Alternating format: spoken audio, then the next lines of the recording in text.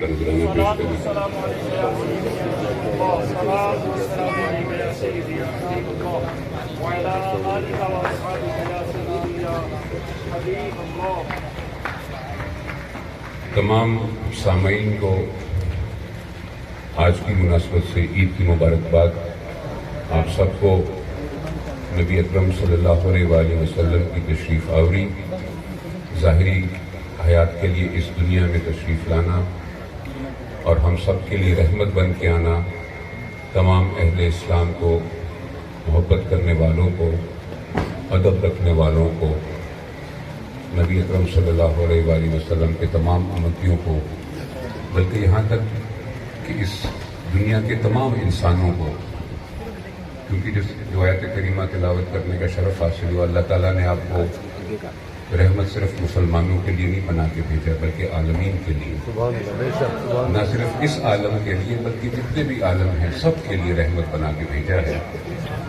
تو آپ سب کو اس عید کی مبارک ہو، اور اپنی خوش قسمتی کا اگر ہم جتنا بھی شکر بجا لائیں کہ اللہ تعالیٰ نے ہمیں آپ صلی اللہ علیہ وآلہ وسلم کی امت میں پیدا کیا ہے، تو اس کا ہم شکر نہیں بجا لا سکتے۔ ہم امتوں میں سب سے عظیم امت ہیں،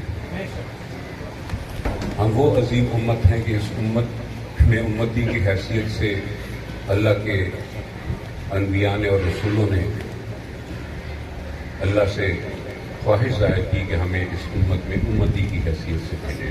تو کتنے انعام یافتہ لوگ ہیں ہم، کتنے اللہ تعالیٰ کا ہم پہ یہ عظیم ان کا انعام ہے کہ ہمیں اپنے پیارے محبوب کی امت میں امتی کی حیثیت سے قبول فرمایا ہے۔ اور پھر اس میں بھی کوئی شک نہیں کہ یہاں پہ موجود یا آج کے دن اور اس مہینے کی مناسبت سے اس کرۂ ارض پہ پاکستان میں، پاکستان سے باہر مسلم ممالک میں، غیر مسلم ممالک میں، چاہے وہ اس طرح ایک عظیم جلسہ ہو یا ایک کمرے میں 4 دن لوگ بیٹھ کے آپ صلی اللہ علیہ وآلہ وسلم کا تذکرہ کریں، آپ کی شان بیان کریں، آپ کی سوانح حیات پہ اپنے جو بھی جس کے پاس، جیسے میرے پاس کچھ غیر بے ربط اور پوٹھے الفاظ ہوں گے، اور اسٹیج پہ بیٹھے ہوئے جتنے علماء ہیں یا اس سے ہٹ کے پوری دنیا عالم اسلام میں جتنے بھی لوگ جو بولنے والے ہیں، اپنی اور عقل اور دانش کے حساب سے ہم جو بھی کچھ بولتے ہیں، جو بھی کچھ سامعین کی سماعت تک پہنچاتے ہیں، اس میں کوئی شک نہیں کہ آپ کی شان، آپ کا رتبہ، آپ کا مقام ماں سوائے اللہ کے نہ کوئی جانتا ہے، نہ کوئی سمجھ سکتا ہے۔ سبحان اللہ۔ لیکن کم از کم اتنا ضرور ہے کہ ہم جیسے لوگ جو آپ کے ذکر کے محافل سجاتے ہیں، اس میں آ کے بیٹھتے ہیں، اس میں سنتے یا سناتے ہیں، میں سمجھتا ہوں کہ یہ آپ کی امت میں پیدا کرنے کے بعد جو اس سے بھی بڑا انعام اللہ تعالیٰ کی طرف سے ہے، وہ یہ ہے کہ ہمارے دلوں میں آپ صلی اللہ علیہ وآلہ وسلم کی محبت ہے، آپ کا ادب ہے، اور ہم آپ کے ذاکرین میں شمار ہوتے ہیں۔ اور یقین کریں، میں تو جب کبھی سوچتا ہوں کہ جب قیامت کا دن ہوگا اور اپنے اعمال نامے کے ساتھ کھڑے ہوں گے، تو یقین کریں نہ تو ان 4 سجدوں پہ یقین ہے جو ہم کبھی ادا کرتے ہیں، نہ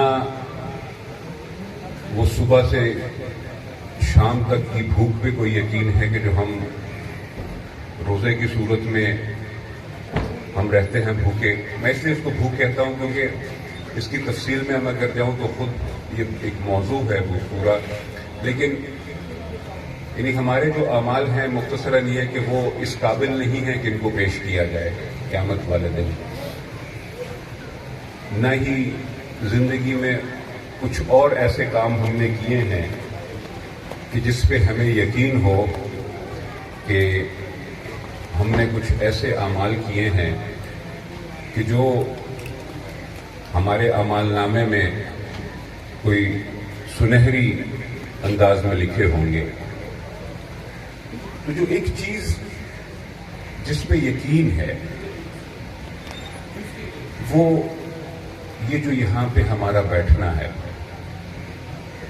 یہ جو ایسی محفلوں میں شامل ہونا ہے، یہ جو ایسی جگہ پہ ہم خود بھی آتے ہیں، اپنے بچوں کو بھی لے آتے ہیں، اس دن کے لیے ہم اپنے گھروں کو سجاتے ہیں، اپنی گلیوں کو سجاتے ہیں. کیا بات. ہم آج کے دن چاہے نئے کپڑے نہ بھی ہوں ہمارے پاس، لیکن ہم صاف ستھرا جوڑا پہنتے ہیں، خوشبو لگاتے ہیں اور ایک جوش اور محبت اور ولولے کے ساتھ گھروں سے نکلتے ہیں اور جلوسوں میں شریک ہوتے ہیں، محفلوں میں جا کے بیٹھتے ہیں اور ہم جو بھی ہمارا انداز ہے محبت کا وہ ہم آقا کے حضور پیش کرتے ہیں. تو آپ یقین جانیں کہ جب میں کم از کم میں اپنی زندگی کے بارے میں سوچتا ہوں اور اپنے روز و شب کے بارے میں سوچتا ہوں، اپنے معاملات کے بارے میں سوچتا ہوں، تو ماں سوائے اس ایک چیز کے کہ آپ صلی اللہ علیہ وآلہ وسلم کی میلاد کی محفلوں میں شریک ہوتے ہیں. گھر سے کوئی نکلتا ہے، سفر کرتا ہے، وہ اب تو خیر وہ پہلے کہتے تھے نا کہ ایک ایک قدم، اب تو قدموں کا حساب تو رہا نہیں، تو گاڑی کے ٹائر گھومتے ہیں.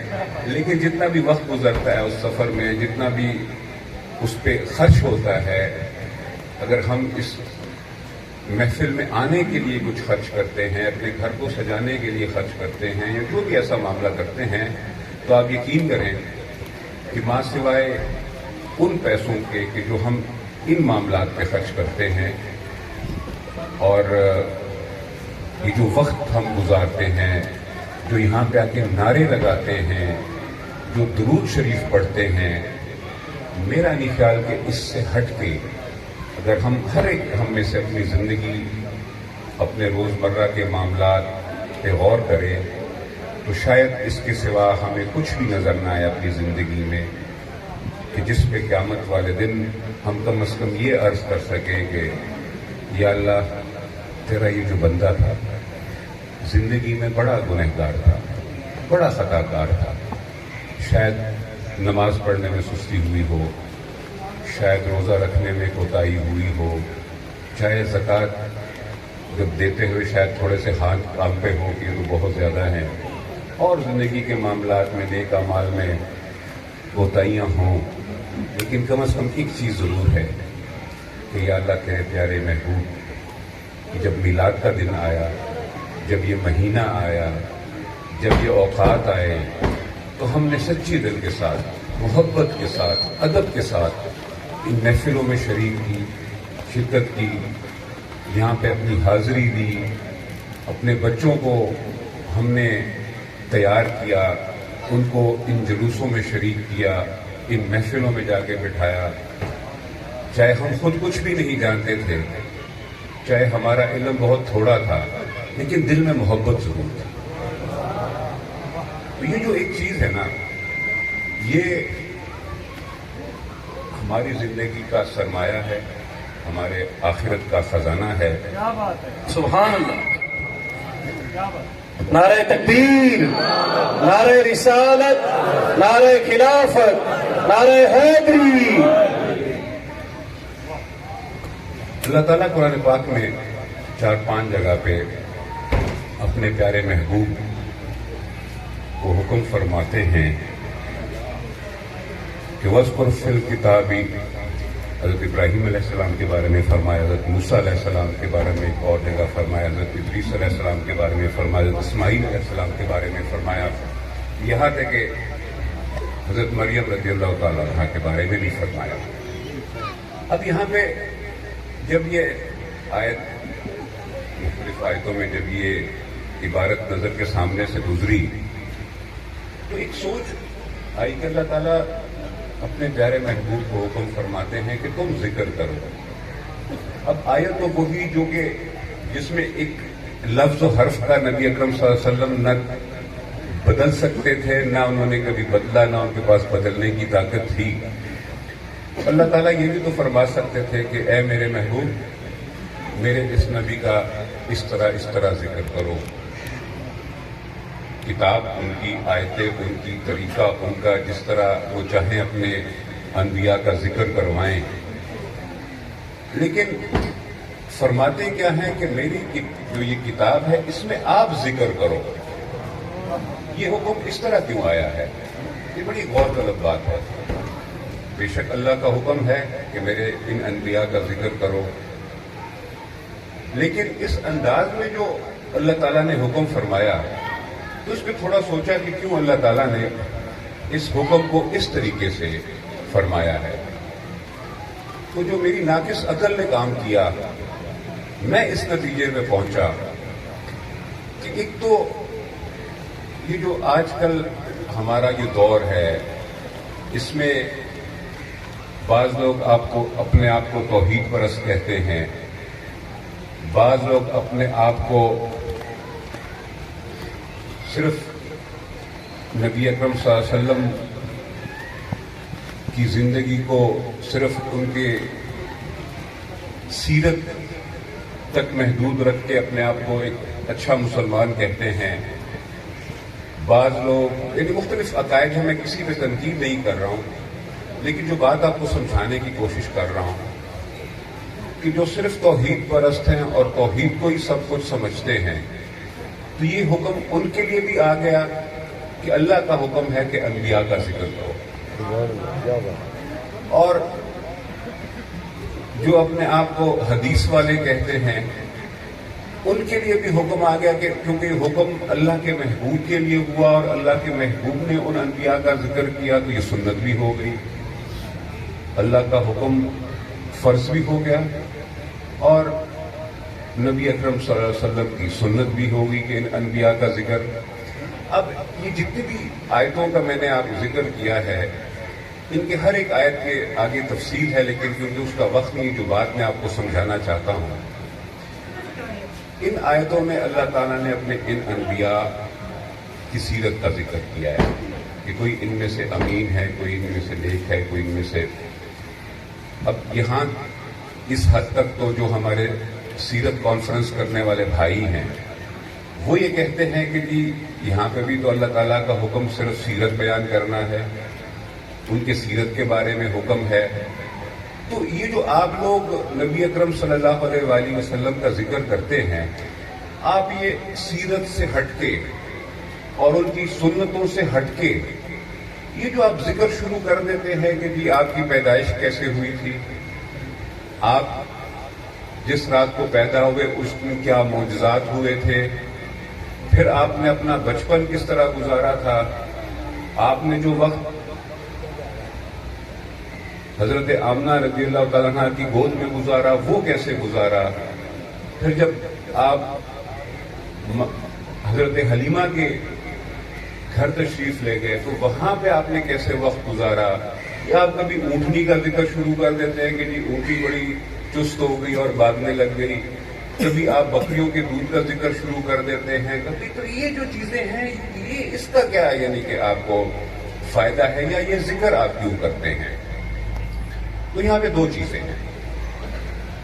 ایک تو یہ ذکر کرنا یعنی کہ نبوت سے پہلے جو زندگی ہے اور ولادت کا جو ذکر ہے، یہ سب سے پہلے تو اللہ کی سنت ہے. اللہ کی سنت اس طرح ہے کہ علماء سٹیج پہ بیٹھے ہیں، میں کیونکہ وقت بڑا کم ہے میں اس کی زیادہ تفصیل میں نہیں جاؤں گا، صرف آپ کو سرسری کچھ اشارے دوں گا. الحمدللہ آپ میں سے بھی اکثر لوگ پڑھے لکھے بیٹھے ہیں. قرآن پاک کا جو بھی شخص کبھی زندگی میں ایک دفعہ بھی بات ترجمہ اس نے قرآن پاک پڑھا ہے، تو قرآن پاک کی مختلف جگہ پہ مختلف انبیاء کے اللہ تعالیٰ نے ان کی پیدائش کا ذکر کیا. سب سے پہلے ذکر جو پیدائش کا آیا حضرت آدم علیہ السلام کا آیا ہے. کہ جب اللہ تعالیٰ نے اپنے فرشتوں کو کہا کہ میں اپنا خلیفہ پیدا کرنے لگا ہوں، یعنی ان کا میلاد ہونے لگا ہے، ان کی پیدائش ہونے لگی ہے، میں پیدا کرنے لگا ہوں. اور ٹھیک ہے، حضرت آدم کی تخلیق ہو جاتی، اس کے بعد ان کو سجدہ کرنے کا حکم، تو بات تو وہاں سے بھی شروع ہو جاتی کہ میں نے جی نبی بنا دیا اس کو، میں نے حضرت آدم کو نبی بنا دیا، ملائکہ کرو اس کو سجدہ. بات یہاں سے بھی شروع ہو سکتی تھی، لیکن اللہ تعالیٰ فرماتے ہیں ملائکہ کو کہ میں اپنا نائب بنا کے زمین پہ بھیجنے والا ہوں، پیدا کرنے لگا ہوں. پیدائش کا ذکر کیا. پھر اسی طرح حضرت اسماعیل علیہ السلام کی پیدائش کا ذکر ہے کہ حضرت ابراہیم علیہ السلام کو حضرت اسماعیل علیہ السلام کی پیدائش کا ذکر ہوا. حضرت عیسیٰ علیہ السلام ان کی والدہ کا ذکر ہوا کہ جبرائیل نے کس طرح روح پھونکی اور کس طرح ان کی پیدائش ہوئی. حالانکہ جو امی حضرت مریم رضی اللہ تعالیٰ ان کا بھی ذکر ان کی پیدائش پہ ہوا کہ جس طرح حضرت عمران علیہ السلام کی بیوی نے خواہش کی کہ میرے گھر ایک اولاد ہو، اس کو میں دین کی خدمت کے لیے دوں. پھر جب ان کے گھر بیٹی ہوئی، بیٹی کی پیدائش کا ذکر، کہ بیٹا نہیں ہوا بیٹی ہوئی، ان کی پیدائش کا ذکر ہوا. بتانے کا مقصد یہ ہے کہ اللہ تعالیٰ نے قرآن پاک میں اپنے مختلف انبیاء کی پیدائش کا ذکر کیا ہے. اب ذکر کی حد تک تو ٹھیک ہے کہ جی فلاں نبی پیدا ہو گیا، فلاں نبی پیدا ہو گیا. اب اس کے ساتھ یہ آپ اگر دیکھیں کہ جہاں پہ حضرت عیسیٰ علیہ السلام کی پیدائش کا ذکر ہے تو اس کے ساتھ یہ بھی ذکر ہے کہ ان کی والدہ کو پیدائش کے وقت تکلیف کیا ہوئی، پھر اللہ تعالیٰ نے اس تکلیف میں کس طرح ان کو آسانیاں پیدا کی، کس طرح ان کو پانی دیا، کس طرح کھجور ان کو ملا. میں بڑی مختصراً آپ کو یہ بات آپ کے ذہن میں ڈالنا چاہتا ہوں کہ ظاہر ہے ایک خاتون جو کہ اولاد کو پیدا کرتی ہیں، تکلیف تو اس کو ہونی، یہ کوئی ایسی نئی نرالی بات تو ہے نہیں کہ پہلی دفعہ جب مریم رضی اللہ تعالیٰ عنہ کو یہ درد ہوئی ہو. لیکن اس کا ذکر کیوں کیا؟ اس انداز سے قرآن پاک میں اپنے انبیاء کے میلاد کا ذکر کرنا، حتیٰ کہ ان کے والدہ کا درد کا ذکر کرنا، پھر ان کو درد کس طرح ختم ہوا، اللہ تعالیٰ نے کیا انعام ان کو دیا جس سے یہ درد ختم ہوا، کس طرح ان کی پیدائش ہوئی. پھر حضرت موسیٰ علیہ السلام کی پیدائش کا ذکر، پھر فرعون کے گھر جانا، وہاں پہ اپنے بچپن گزارنا، پھر ان کے دودھ کا جس طرح معاملہ واپس ماں کی گود میں آنا. یہ تمام تر یہ جو ذکر ہے یہ کوئی کسی شیخ الحدیث کی کتاب نہیں، کسی عالم یا کسی مفکر کی کتاب کا ذکر نہیں ہے، بلکہ قرآن پاک کے الفاظ ہیں. آج جو لوگ ہم پہ اعتراض کرتے ہیں کہ آپ میلاد کی محفلیں کیوں کرتے ہیں، تو سب سے پہلے تو اللہ کی ذات پہ اعتراض کریں کہ جو میلاد اپنے انبیاء کے میلاد کا ذکر قرآن پاک میں فرماتے ہیں. اگر اللہ تعالیٰ اپنے انبیاء کے میلاد کا ذکر قرآن پاک میں فرمائے تو وہ ٹھیک، اور ہم اگر اللہ کے پیارے محبوب کے میلاد کی محفل بنا کے ان کا ذکر کریں تو پھر یہ غلط ہے. نعوذ باللہ، تو پھر اللہ بھی غلط ہے. اگر اللہ اپنے انبیاء کے میلاد کا ذکر فرماتے ہیں یا اگر وہ صحیح ہے تو پھر یہ بھی صحیح ہے. اگر وہ ٹھیک ہے، اور بے شک وہ اللہ تعالیٰ کی آیتیں ہیں، اللہ تعالیٰ کا کتاب ہے اور اس میں اللہ تعالیٰ نے جو بھی فرمایا وہ 100% صحیح ہے، تو اگر اللہ تعالیٰ کی یہ سنت ہے اور آج ہم یہ سارے سنی یہاں بیٹھ کے اللہ کے محبوب نبی کی پیدائش کی محفل سجا کے بیٹھے ہیں، یہاں پہ ذکر کر رہے ہیں ان کا، اور ان کا ذکر ہم کرتے کیوں ہیں یہ بھی میں آپ کو بتا دوں. جس طرح میں نے عرض کی کہ لوگ کہتے ہیں کہ جی آپ سیرت کی محفلیں کریں گی، سیرت کی محفلوں کا یہ فائدہ ہے کہ لوگ آپ صلی اللہ علیہ وآلہ وسلم کی سیرت سے آشنا ہوں گے، اپنے روز مرہ کے دن صبح و شام گزارنے کا طریقہ ان کو آ جائے گا. بے شک سیرت جو ہے وہ ہماری رہنمائی ہے، اس میں کوئی شک نہیں کہ سیرت ہماری رہنمائی ہے اور سیرت کے مطابق ہی اپنی زندگی گزارنا ہماری کامیابی ہے. سیرت ہمیں کیا سکھاتی ہے؟ سیرت ہمیں یہ سکھاتی ہے کہ زندگی کا ہمارا جو بھی معاملہ ہو، زندگی کا جو بھی پل ہم نے گزارنا ہو، ہم نے جو رشتہ نبھانا ہو، ہم نے جو تعلق نبھانا ہو اس کا معیار کیا ہونا چاہیے، اس کا طریقہ کار کیا ہونا چاہیے. ہم نے اپنی زندگی میں جو شب و روز گزارنے ہیں، اگر ہم کماتے ہیں تو کس طرح کمائیں. ہم اگر کسی مسجد کا اگر امام ہے، جس مدرسے میں ہم بیٹھے ہیں، تو اس نے بھی اگر کردار سیکھنا ہے تو سیرت میں اس کی رہنمائی ہے. ایک باپ جو گھر میں بیٹھا ہے، اگر اس نے یہ سیکھنا ہے کہ میں نے اچھا باپ کس طرح بننا ہے تو اس کی بھی رہنمائی ہے. اگر ایک جرنیل نے یہ سیکھنا ہے کہ میں نے سپاہ کو کس طرح آگے لے کے بڑھنا ہے تو اس کی بھی رہنمائی ہے. غرض یہ کہ زندگی کا جو بھی شعبہ ہے اس میں ہم نے کس طریقے سے وقت گزارنا ہے اور کس معیار کو اپنانا ہے، تو یہ سب کچھ سیرت کے اندر ہے. یہ سب کچھ سیرت کے اندر ہے اور رہنمائی ہم نے وہیں سے لینی ہے، اس میں کوئی شک نہیں. لیکن یہ جو سیرت تک محدود کر دینا آپ صلی اللہ علیہ وآلہ وسلم کی ذات کو، اس کا جو اس معاشرے میں جو سب سے بڑا ایک نقصان جو اس وقت تمام عالم اسلام جس چیز پہ پریشان ہے، کہ یہ سیرت تک محدود رہنے والے جو لوگ ہیں، یہ ان کے دلوں میں محبت ختم ہو گئی.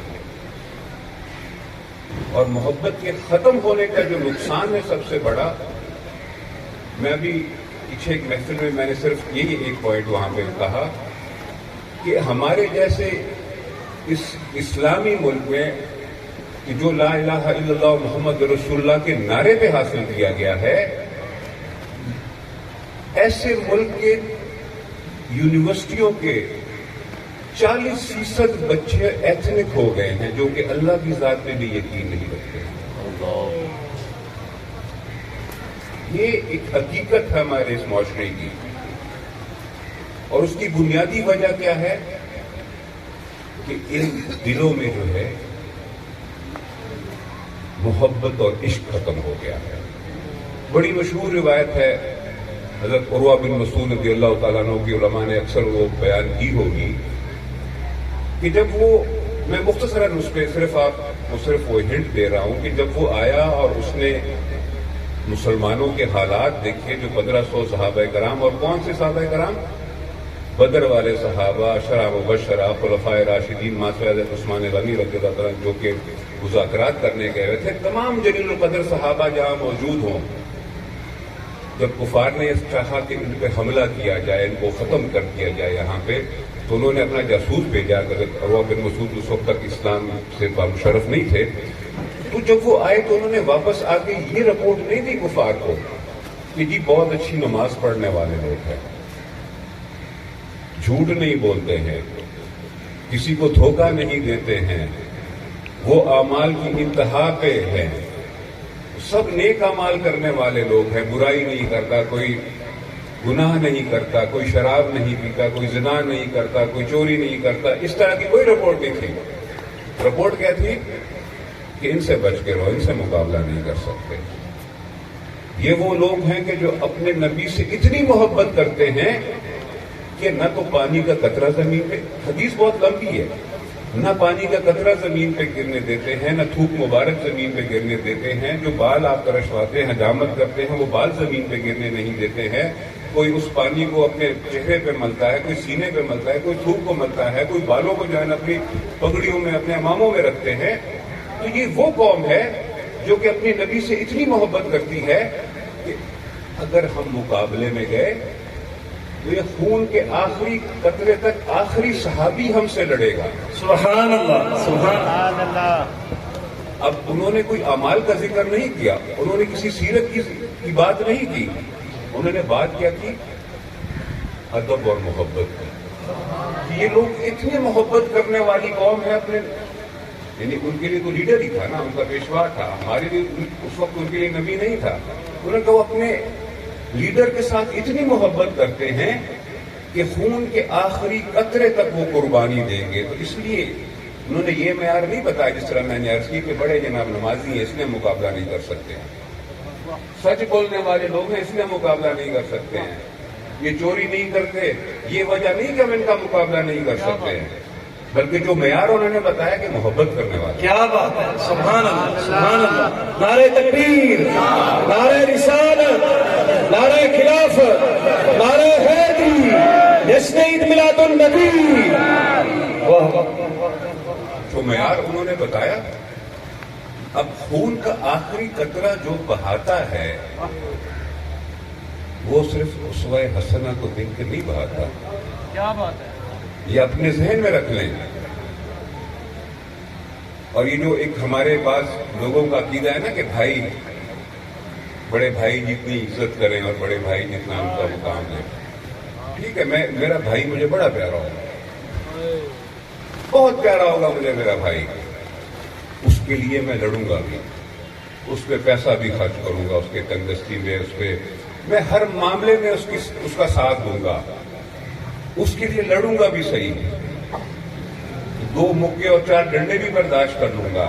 لیکن آپ یقین کریں کہ جب مجھے یہ پتا چلے گا نا کہ اللہ مارنے آیا ہے، اس وقت میں پیچھے ہٹ جاؤں گا. مجھے اپنی زندگی پیاری ہو گئی. جہاں تک میں برداشت کر سکا، جہاں تک میں ساتھ دے سکا، جہاں تک میں قربانی دے سکا، اپنے جان سے پہلے کی حد تک، اپنے اولاد سے پہلے کی حد تک، تب تک تو میں اپنے بھائی کا ساتھ دوں گا. لیکن جہاں پہ مجھے محسوس ہوگا نا کہ اب میری جان پہ بن پڑی ہے، یہ میرے اولاد کی جانوں پہ اب مسئلہ بن گیا ہے، تو میں اپنے بھائی سے پیچھے ہٹ جاؤں گا. یہ ایک حقیقت ہے. اگر کوئی یہاں پہ اس محفل میں کھڑا ہو تو یہ کہتا ہے کہ نہیں یار میں اپنے بھائی پہ اپنی بھی جان قربان کر دوں گا اور اپنی اولاد بھی ساری قربان کر دوں گا، تو یہ یقین کرے وہ جھوٹ بول رہا ہے. ایک حقیقت ہے. تو بھائی کو سے تو ہم اتنی محبت کر سکتے ہیں نا کہ اپنا مال اس پہ لٹا دیں، اپنے وسائل اس پہ لٹا دیں. اس کے لیے کسی حد تک ہم اپنے اوپر تکلیف اور کوئی مشکل لے آئیں، لیکن جان ہم کبھی بھی بھائی کے لیے قربان نہیں کریں گے. لیکن وہاں پہ ایک غیر مسلم جو ہے، جو اس وقت تک ایمان اس کے دل میں نہیں تھا، وہ مسلمان نہیں ہوا تھا، وہ یہ کہتا ہے کہ یہ وہ لوگ ہیں کہ جو اپنے قائد سے، اپنے لیڈر سے اس حد تک محبت کرتے ہیں کہ خون کا آخری قطرہ بھی اس کے لیے بہانے کے لیے تیار ہے. تو یہ جذبہ دلوں میں کب پیدا ہوتا ہے؟ یہ صرف سیرت کانفرنس سے کرنے سے نہیں ہوتا. یہ تب ہوتا ہے جب اس طرح میلاد کی محفلیں بنتی ہیں. سبحان اللہ. ہم صرف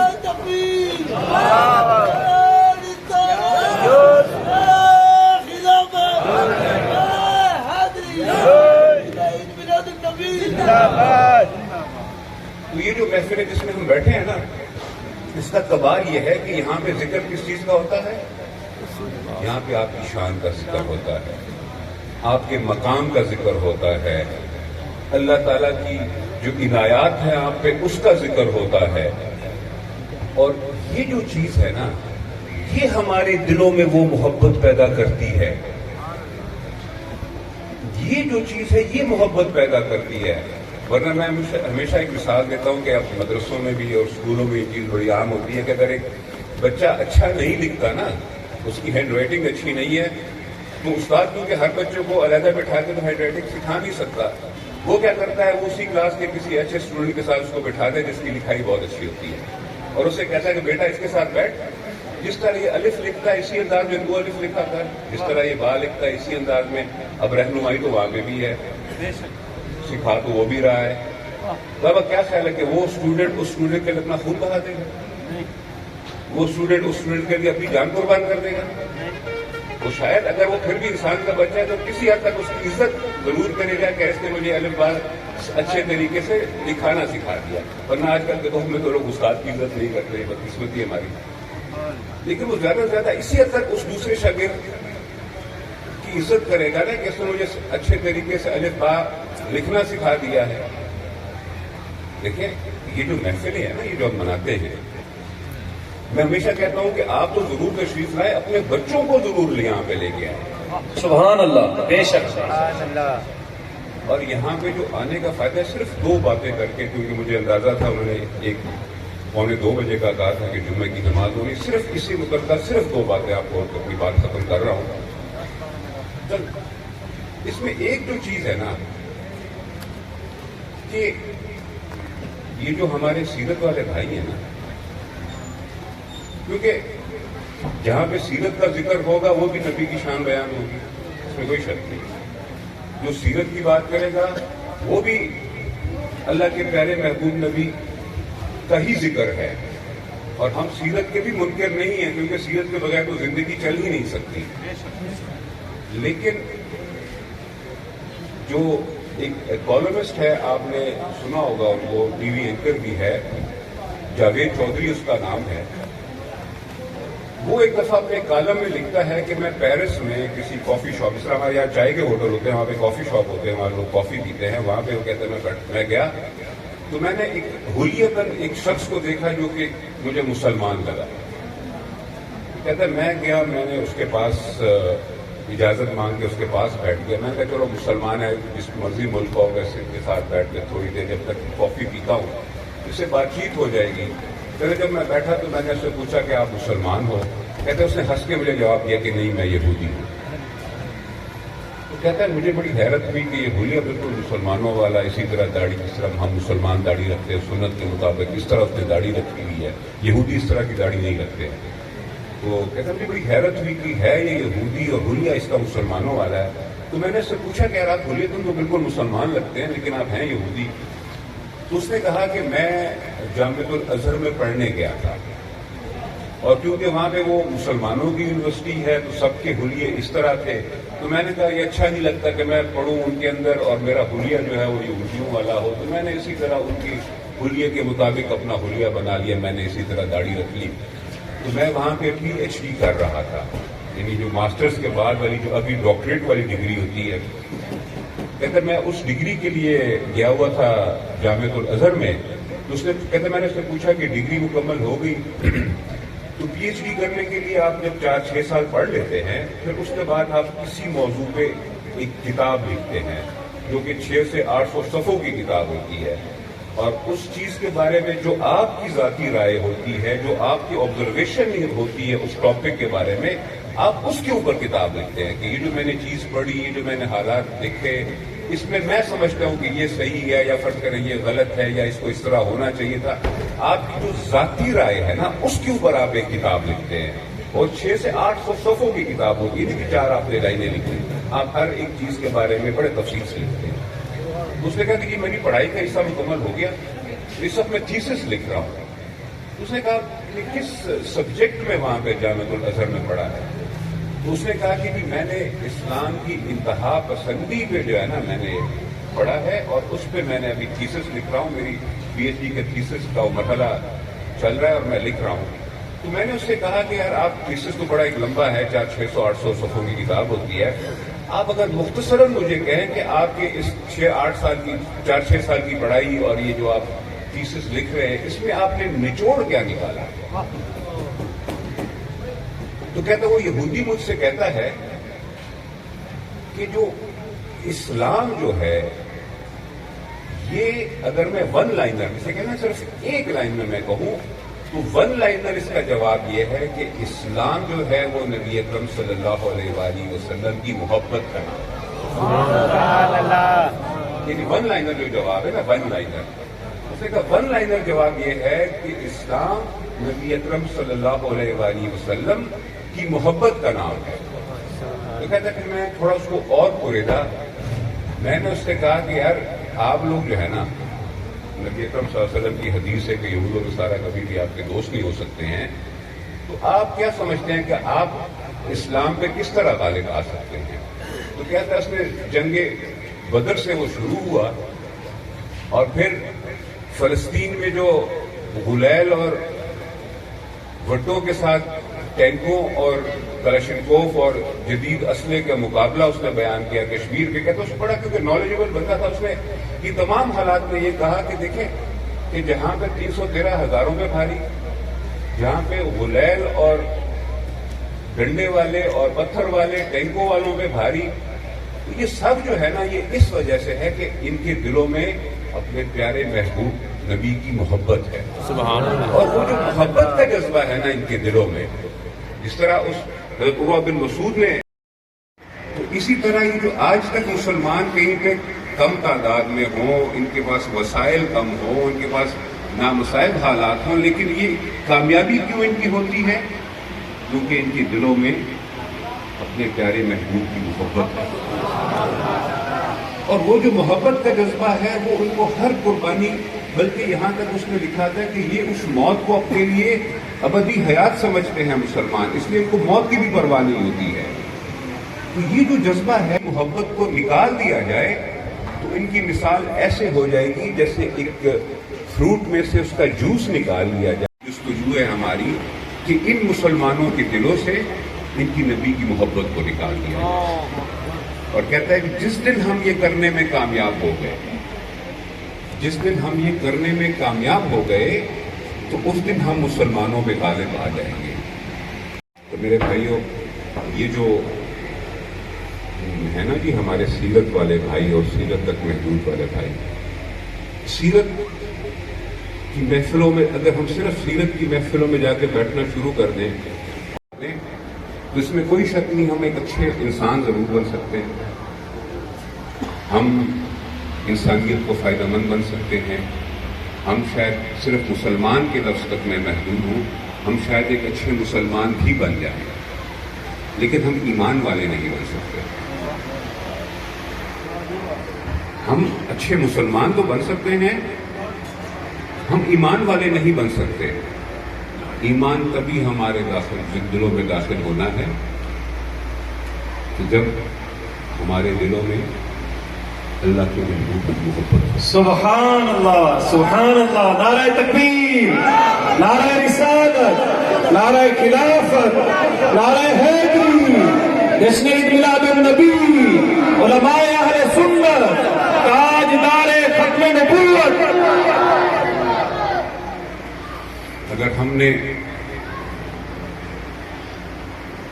یہ امید لے کے اس دنیا میں رہنا ہے کہ ہم قیامت والے دن جب اللہ کے حضور پیش ہوں گے تو ہماری بخشش ہوگی، تو آپ یقین کریں جس طرح میں نے شروع میں عرض کی کہ اگر یہ محبت ہمارے دلوں میں ہے، ادب ہے، تو پھر انشاءاللہ ہماری کامیابی ہے۔ اور اگر صرف اعمال ہی ہیں، اب بعض دفعہ میں نے اس طرح کی بات کہیں پہ کی تو کسی میں بعد میں سوشل میڈیا پہ میری اس تقریر کے نیچے ایک کامنٹ لکھنے کے لیے تو قرآن پاک کا منکر ہو گیا، تو اعمال سے منکر ہو گیا، اعمال جو ہے نا اس کے وسیلے کوئی نہیں مان رہا۔ تو میں نے اس کو بڑا ایک سادہ جواب اسی کامنٹ کے جواب میں دیا، میں نے کہا یار وہ اعمال جن پہ ہمیں توقع ہو نا بخشش کی، میں نے کہا ان میں سے کوئی ایک عمل ہم نے اپنی پوری زندگی میں بھی ایک بھی نہیں کیا۔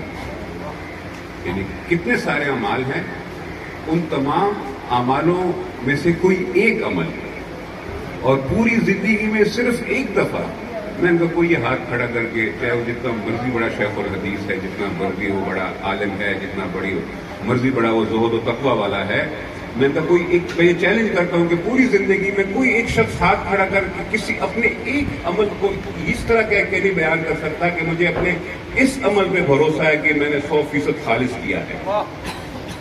کہتا ہوں کہ ایک نماز نکال کے بتا دیں، پوری زندگی کی صرف ایک نماز نکال کے بتا دیں کہ مجھے فلاں جو دن میں نے ایک نماز پڑھی ہے نا، اس میں مجھے بھروسہ ہے کہ وہ اللہ کے ہاں قبول ہے۔ ہمارا معیار تو ہونا کچھ نہیں تو کیوں پڑھیے؟ نہیں، کم از کم سجدے کر کے اللہ کو یہ یقین دلاتے ہیں کہ ہم باغی نہیں ہیں، حکم مان رہے ہیں، کوتاہیاں ہیں، کمیاں ہیں، صحیح طریقے سے ادا نہیں ہو رہی، کھڑے تیرے حضور ہیں، سوچے دنیا کی ہیں، اولاد کی ہیں، رشتوں کے مسئلے ہیں، کیس ہوا ہے، وہ سارے مسئلے دماغ میں چل رہے ہیں اور پڑھ رہے ہیں نماز، رکوع سجود اللہ کے حضور، اور ذہن جو ہے وہ پتہ نہیں کہاں پہ ہے۔ لیکن کم از کم اللہ تعالیٰ کو یہ بتانا ہے کہ اس سارے کمزوریوں اور نقصوں کے باوجود، اتنے سارے نقص ہونے کے باوجود 5 وقت تجھے سجدہ ضرور کرتے ہیں۔ کم از کم اس چیز سے باغی نہیں ہونا، فائدہ ہو یا نہ ہو، قیامت والے دن کم از کم یہ تو کہیں گے اللہ بڑے گنہگار بندے تھے، بڑے کمزور بندے تھے، ہمیں نماز پڑھنے کا سلیقہ نہیں آتا تھا، ہمیں نماز پڑھنے کا طریقہ نہیں آتا تھا، ہمیں یہ نہیں تھا پتا کہ نماز ادا کس طرح ہوتی ہے، لیکن کم از کم تجھے سجدے ضرور کرتے ہوئے 5 وقت تو یہ سجدے ضرور کرتے تھے. اس کا جواب کوئی نہیں ہے پھر ہمارے پاس کہ کرتا کیوں نہیں تھا. ناقص کرتا تھا, مکمل نہیں کرتا تھا, طریقہ صحیح نہیں تھا, یہ سب چیزیں چاہے ہوں. اس کا جواب ہے کہ جی نہ سمجھ نہیں تھی, جی بڑا کمزور تھا, دنیاوی معاملات ذہن پہ زیادہ حاوی تھے, دنیا کی تکلیفیں زیادہ ذہن میں, شیطان جو ہے نا وہ وسوسے ڈالتا تھا نماز کے وقت, لیکن پڑھتا ضرور تھا.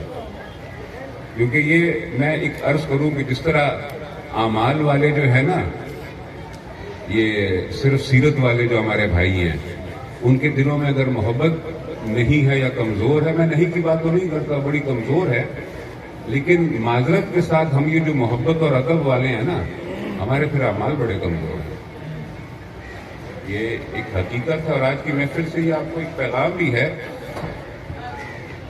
کہ اس میں کوئی شک نہیں کہ نمازیں اسی کی قبول ہوں گی کہ جس کے دل میں محبت ہو, جو ادب کرنے والا ہو. روزے بھی اگر قبول ہونے ہوئے تو ہمارے ہی قبول ہوں گے, لیکن جب ہم پڑھیں گے ہی نہیں, جب ہم نماز پڑھیں گے ہی نہیں تو اللہ تعالیٰ قبول کیا فرمائیں گے؟ پہلی شرط تو پڑھنا ہے نا جی. پہلی شرط تو یہ ہے کہ ہم نماز پڑھیں, اس کے بعد قبول کرنا یا نہ کرنا اللہ کا کام ہے. تو ہم جو یہ ادب اور محبت والے لوگ ہیں نا, معذرت کے ساتھ ہم اعمال کے معاملے میں تھوڑے سے سست ہیں. تو ہمیں جس طرح ان کے دلوں میں محبت اور ادب کی جگہ بنانے کی ضرورت ہے, اسی طرح ہمارے درمیان جو ہے نا اعمال پہ تھوڑا سا زیادہ ہمیں جو ہے نا فوکس کرنے کی ضرورت ہے. میں اس میلاد کے حوالے سے اپنی آخری بات کروں گا اور بات ختم کروں گا. علماء بیٹھے ہیں, آپ بھی پڑھے لکھے لوگ ہیں, جو اعمال کی قبولیت ہے اس کی شرط جو ہے وہ یہ ہے کہ کم از کم انسان مسلمان ضرور ہو, مومن چاہے ہے یا نہیں, ایمان والا ہے یا نہیں, کم از کم اس کی شرط یہ ہے کہ وہ مسلمان ضرور ہو. اعمال کے لیے ضروری ہے نا. اب ایک غیر مسلم جو ہے وہ چاہے کروڑوں اور اربوں روپے کی وہ خیرات کرے, وہ قابل قبول نہیں. ہم اگر 10 روپے کا ایک نوٹ کسی کو دیتے ہیں خلوص نیت کے ساتھ تو اللہ تعالیٰ اس کو قبول فرما لیتے ہیں. اب اس کے اربوں ناقابل قبول, ہمارا 10 روپے کا ایک نوٹ قبول. کیوں؟ ہم کلمہ گو. وہ چاہے ہم سے, اب آپ دیکھیں نا جب کبھی بھی کوئی آفات آتے ہیں, کوئی زلزلے آتے ہیں, ابھی جو سیلاب پچھلے سال پاکستان میں ہے, تو آپ یہ دیکھیں کہ مسلم ممالک نے کتنا پاکستان کو ڈونیٹ کیا, اور یورپ اور امریکہ اور باقی جو غیر مسلم لوگ ہیں انہوں نے کتنا ڈونیٹ کیا. انہوں نے بہت زیادہ ڈونیٹ کیا مسلمان ممالک کی نسبت, لیکن ان کا وہ سارا کچھ ناقابل قبول. یعنی اعمال کی قبولیت کی شرط ہے نا کہ انسان کلمہ گو ہو, لیکن جب اللہ کے محبوب کا معاملہ آتا ہے نا جی, تو اللہ تعالیٰ معیار ہی بدل دیتا ہے.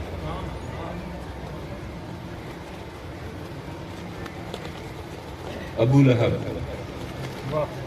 آپ کا سب سے بڑا دشمن, آپ کا چاچا ہونے کے باوجود, اور نبی سمجھ کے بھی نہیں, بھتیجا سمجھ کے اگر ایک لونڈی کو آزاد کر دیتا ہے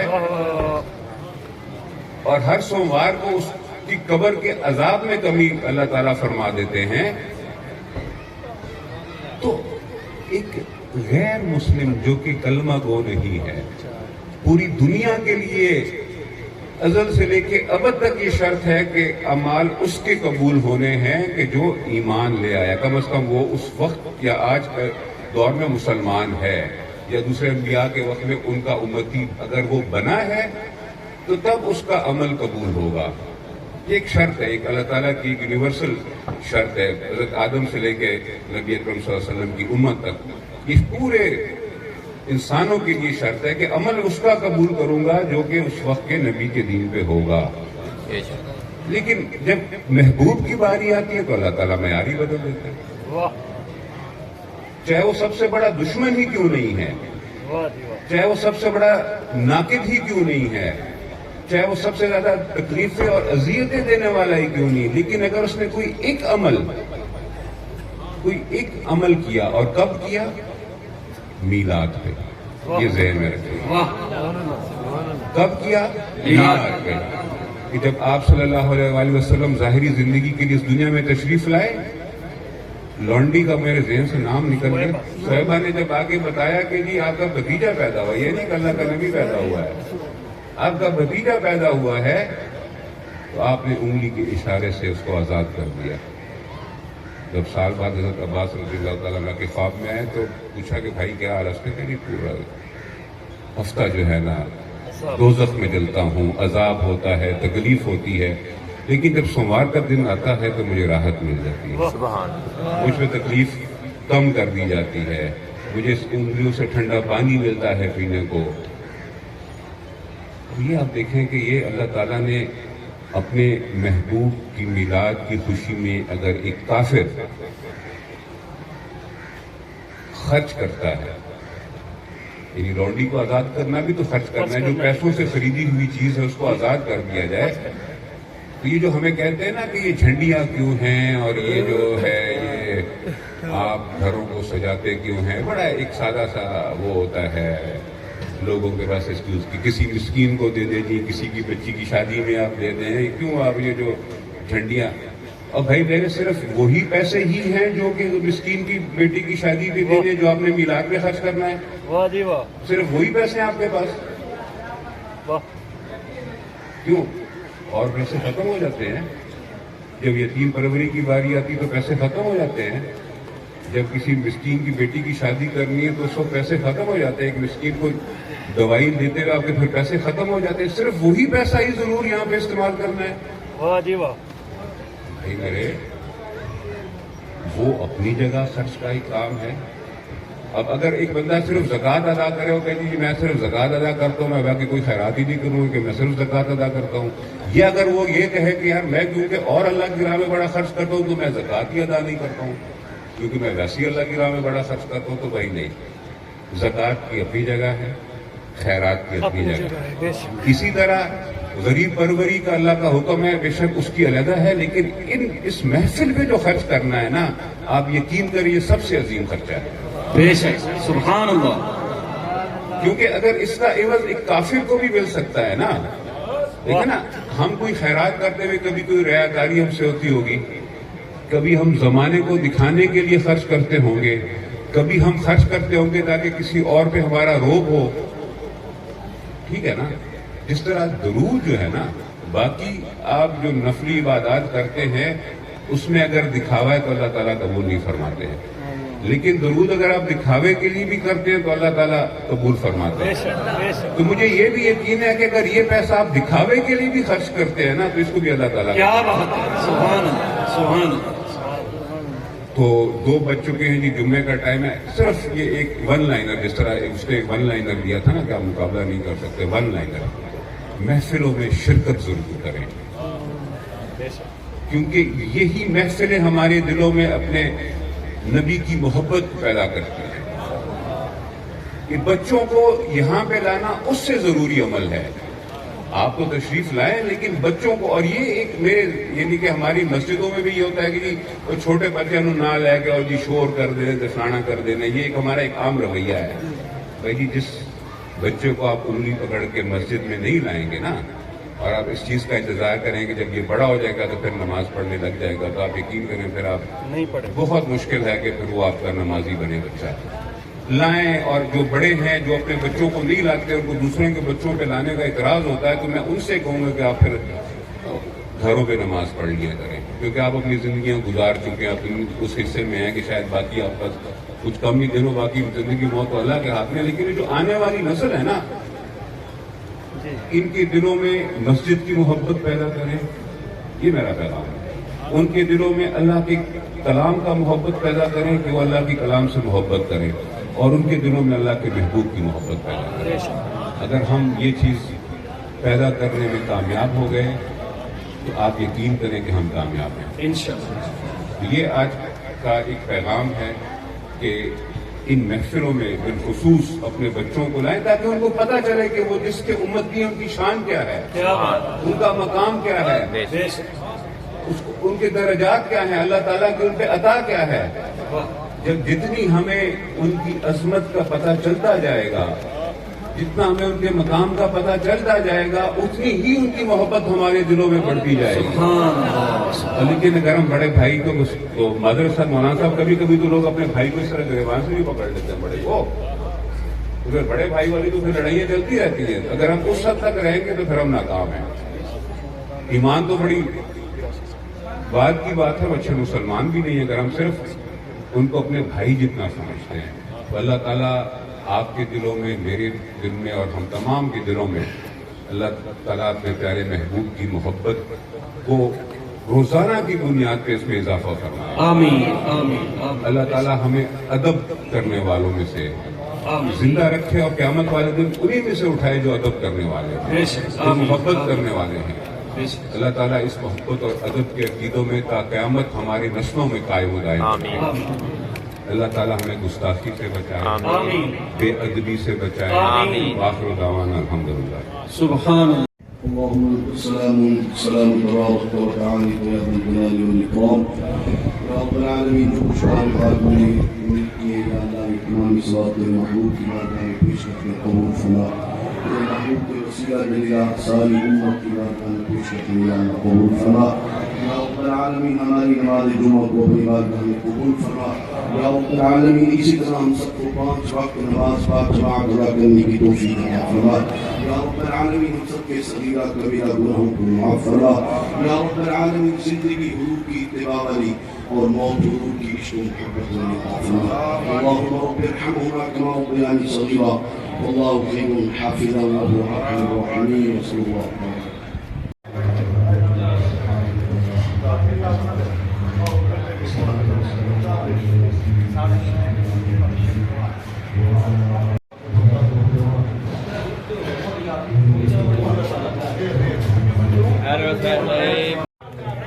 رنگ ہے ہاں ادھر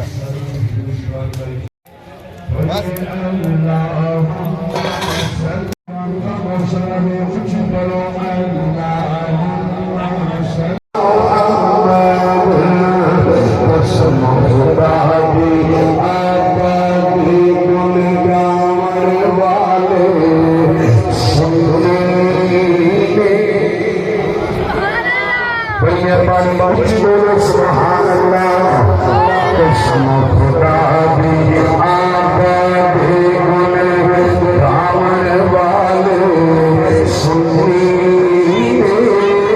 سہنی آمد دار.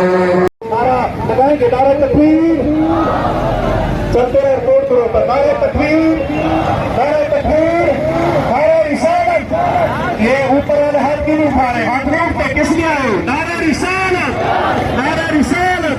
جشن عید میلاد النبی, جشن عید میلاد النبی, جشن عید میلاد النبی, جشن عید میلاد النبی, جشن عید میلاد النبی, جشن عید. تم لوگ ساتھ کرو دے, آگے کوئی ایسا تنگ نہ کرے, بٹا دو چھوڑا دو. جشن عید میلاد النبی, تھوڑا رکے گا نا, تھوڑا ایسا ہوگا تو نعرہ جشن عید میلاد النبی, جشن عید میلاد النبی, جشن عید میلاد النبی, جشن عید میلاد النبی. سرکار کی آمد, سرکار کی آمد.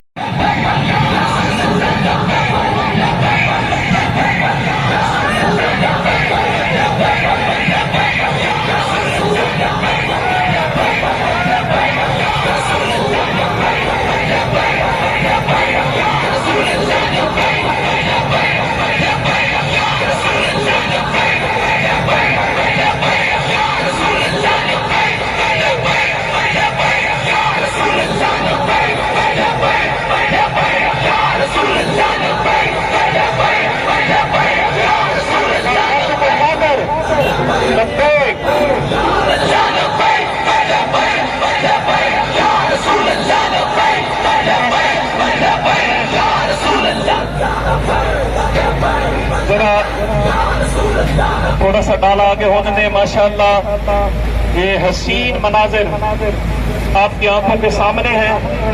اللہ تعالیٰ کے فضل و کرم سے سرور شہید میں رہنے والے گشاک کا جمع غفیر آپ دیکھ رہے ہیں. ساتھ ساتھ ٹریفک بھی چل رہی ہے. ہم نے جب کہ ان کو تنگ نہیں کیا, इंतजामिया से रिक्वेस्ट है, अगर कोई सुन रहा है तो उनको ख्याल करना चाहिए। हम लोग पुरअमन है, इसलिए हमारा मामला खराब न किए जाए। ये सामने देखिए क्या हाल हुआ है हमारा। चले फिर भी आप सबर का मुजाहरा करते हुए काम कर रहे हैं। अल्लाह ताला